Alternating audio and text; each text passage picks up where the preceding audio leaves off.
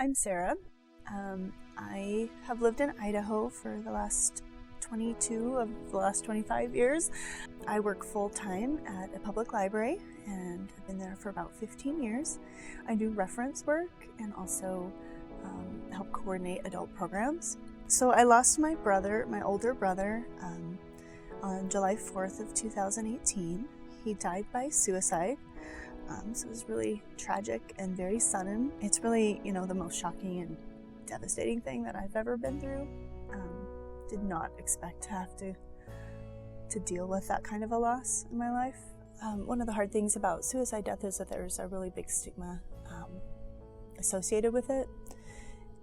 And sometimes people become defined by the way they died instead of the way they lived, which is really sad because, he was a wonderful person in so many ways.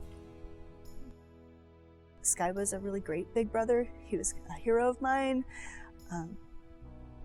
He was really protective and very wise, and I could always rely on him for help and support.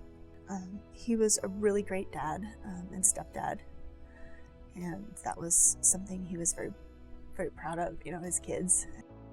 He had overcome a tremendous amount of loss and trauma in his life, and he had struggled with bipolar II disorder for many years.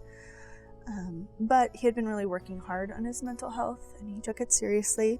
Been seeing a psychiatrist, doing counseling, taking medication, trying to work on stress and triggers. So it was something that he was really trying to be on top of. And he had been doing pretty well. In the months leading up to his death, it seemed like he had been doing okay. Knowing what he had overcome in his life really kind of makes the tragedy of his death seem more acute.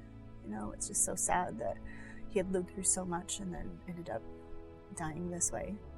And, in that moment, though, the mental illness he was struggling with and the stresses just triggered his mind to think that there was no other way out.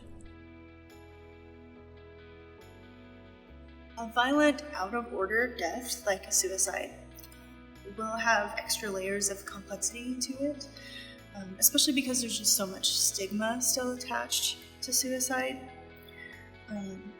Stigma is something that we can all fight to change if we talk about it more and if we educate ourselves and other people around the topic of suicide and also mental health, because they're really closely linked.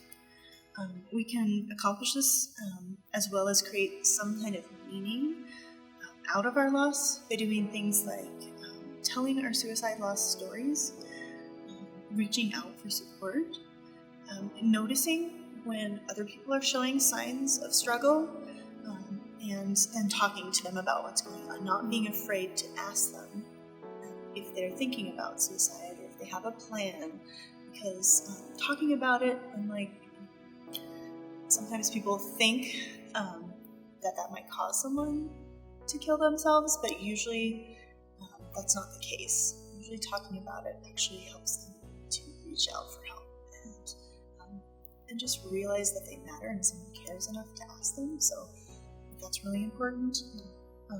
Also, normalizing therapy and counseling. That's not just for crazy people.